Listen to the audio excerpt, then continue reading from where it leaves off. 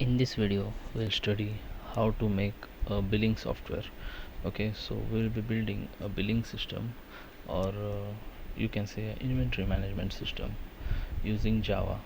So for this I'll be using the MySQL database. Okay, so the things that you need to install, the first thing that you need is you need to install MySQL. Okay, and then if you're using Java with MySQL, you will need a jar file that is called the MySQL connectors.jar. Okay, so that actually works as a JDBC bridge between MySQL database and the Java system. Okay, so other than that, I have XAMPP installed. Okay, so XAMPP has MySQL and PHP installed in it, so it is a total package. Okay, along with the Apache web server. We are not building any web projects here, but that's the stack that I'm using. And for the MySQL connector jar, you could simply do a Google search and there you will find that. Just make sure that you are downloading connector J and not connector.net or connector net. Okay, so that thing is specifically built for .net versions. Okay, if you are working with Java, then you will need the connector G. So I'm using an older version of this driver. Okay, I'm not using the latest 8.1 or something, so I'm using a older version. Okay, so there's no reason that you should also use an older version. Okay, so some parts of the code in the newer version change. Okay, so you need to write a bit of lesser code in the newer version. Okay, so let's get started now. So here I have created a simple Java project. Okay, Java project, and inside that I have added this library, this jar file which I have downloaded from here. So now what I will do is I will first create a login script. Okay, so for that I will create a JFrame form. So we'll call this form login form. Okay, so this is the form. So here you can drag and drop these components. Okay, so I have named this application bill soft, so let's call this bill soft login. Okay, so here you can set the properties here for this thing. Let's make this font a bit. So here that's it. Alignment you can set center, so it will appear aligned and stuff. Okay, so we'll not be focusing much on the GUI aspects of this, but we'll rather develop the application. Okay, so we'll be focusing on more on the logical part of this thing, so do not mind the not so good UI. Okay, user ID, password. So for this application the user will have to insert a user ID and password. Okay, so this, and here you will have text field and password field. Okay, so text field will show the content in form of text, and password field will show it in form of password. Okay, so here what I will do is I will first take a text field, and then I will also take a password field here. Okay, so here after taking a password field, let's clear the text in both. Okay, and here let's change the variable name txt user ID and txt password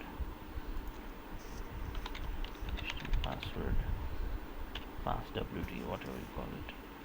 Okay, and here place two buttons.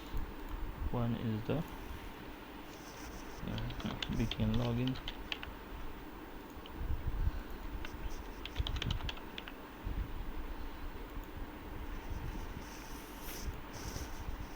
another is the reset button. If you are using or you are trying to build a multi-rolled login, you can add a drop down menu, or you call it a combo box in this thing. Okay, so you can add that if you are doing it for multi-auth thing. but for now I am not using any multiple authentication, so I'll be using just the plain user ID and password thing.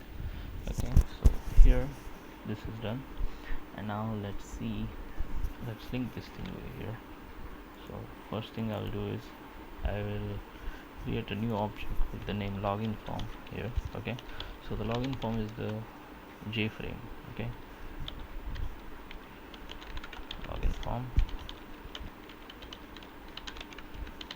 sorry, and set lf dot set visible true. Okay, so this will set the form to visible is equals to true, so this will make the form visible. Okay, if you set it to false, then the instance will be created but you will not be able to see the form. Okay, so that's it. So once you're done, see, so here the frame is automatically created, JFrame, and inside this we are adding the different components. If you are learning Java for the first time, you could build this UI directly by writing all code as well. Okay, but that is a bit tedious. Okay, and it takes a lot of time, so we are opting for IDs like NetBeans and stuff. Okay, that makes life a bit easier. Okay, so here we also forgot to name this thing application. Okay, so we'll call it BillSoft login. Okay, and here default close operation, this is a important aspect here. Some applications use dispose, some applications use exit on close. Usually you should use exit on close. Dispose method is used for, you can say, model windows and stuff if you are creating something like that. So in those cases you can use dispose. Okay, for the main launching window, do not use dispose or your application will be turned off. Okay, so that's something you need to remember. So here, after this thing, what you need to do is you will have to link to the database. So first we will write the reset part. Okay, because that's a bit easier one. So here txt user id dot set text equals to empty, txt class wd dot set text equals to empty. So here make sure you rename your variables. Okay, that's a good practice. Okay, you name your variables in such a way that the prefix here, like txt is for text field, lbl for label. Okay, so this type of notation would usually help you keep track of different types of GUI components that you keep. Okay, the default naming scheme would usually be confusing at times, so preferably change the variable name so as it becomes easier to maintain. Okay, so now we'll go to the difficult part here. Not difficult, you can say, but the part involving the logic. So here you will see how to take the user input. Okay, so here txt user id dot get text. Okay, so get text method. Okay, so we'll copy this thing into a usr input. Okay, we'll call this usr inp. Okay, for now, and string str usr pass, okay, equals to new string, and what we'll do is here txt pass wd dot get password. Okay, so this would convert this thing into a string. Okay, so there was previously a method called get text for password fields as well, but now that method deprecated that thing. Okay, so it is preferable that you use this thing. Okay, you create a new string with that thing, or what you could do is you can split your password which you are getting from the database and check it with the character array. Okay, so that makes character by character comparisons with the password. So that is what they are expecting to make. Okay, and after that you can test the password using array.equals and stuff. So but we will not go that part because we want to keep it a bit simple. Okay, so after this is done, what you need to do is,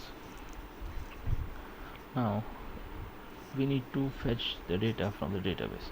So what you need is, you need the connection JDBC driver name, then you should have the connection name, okay, and other things as well. Okay, you need to do driver manager dot get connection and stuff. Okay, so I'll get a boilerplate code from here. Okay, see, so here there's this code which I'm using, so I'll explain you what exactly this code does rather than wasting time writing these things.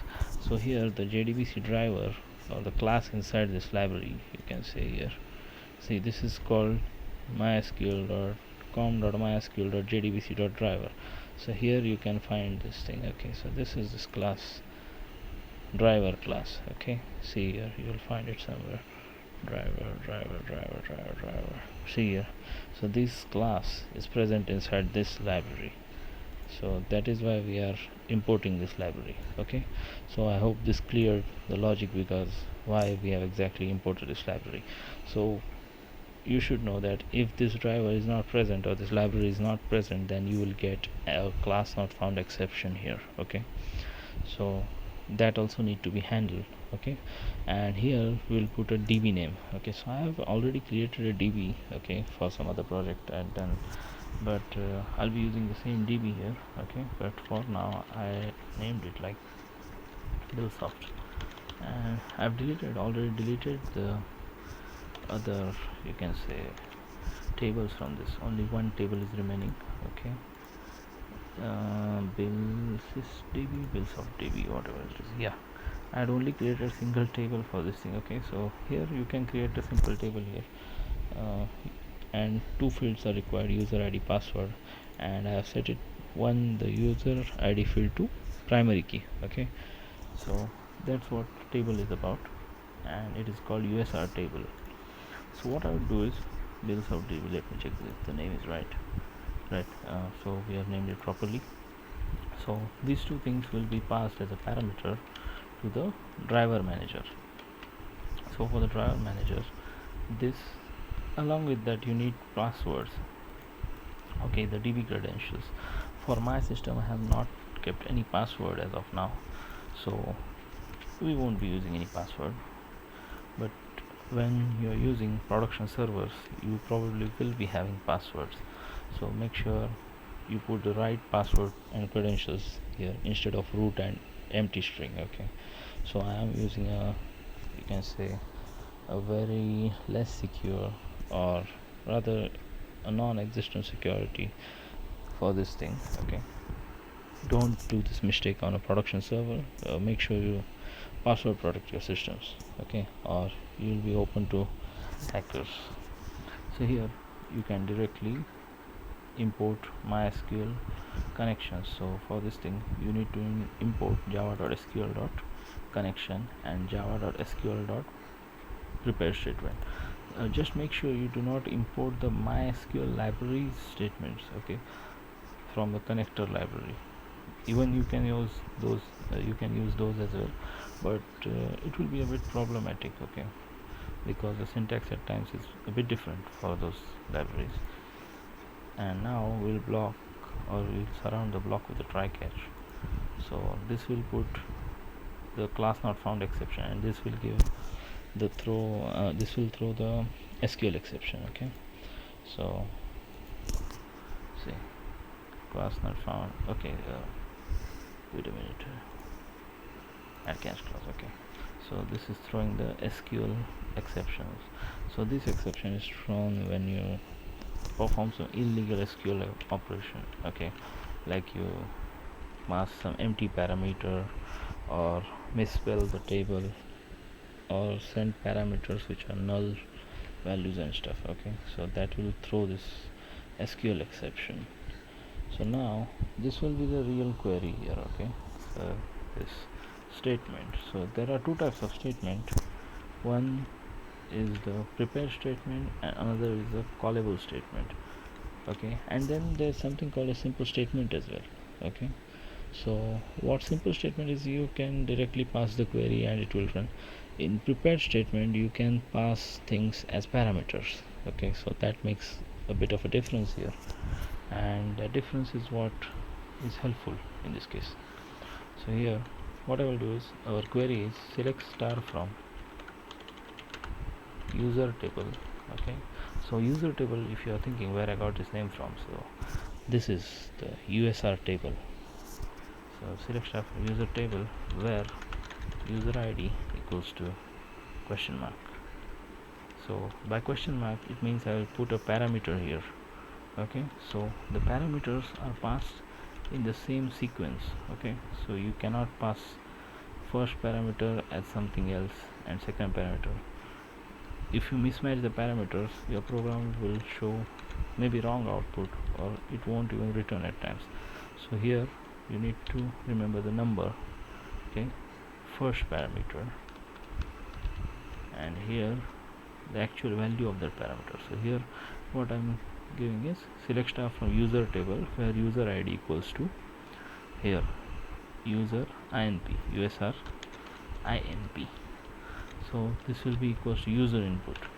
So what will happen is this will result into creation of a query with whatever user input I give from the front end, okay. So here in the form you can see this is called txt user id and this is called txt passwd. What I have done is I have taken those values into strings, okay, and now here what I have done is I have passed it as a parameter. So if I type abc as the username, so the query will be translated as select star from user table where user id equals to and first parameter will be abc. So here it will be abc, okay.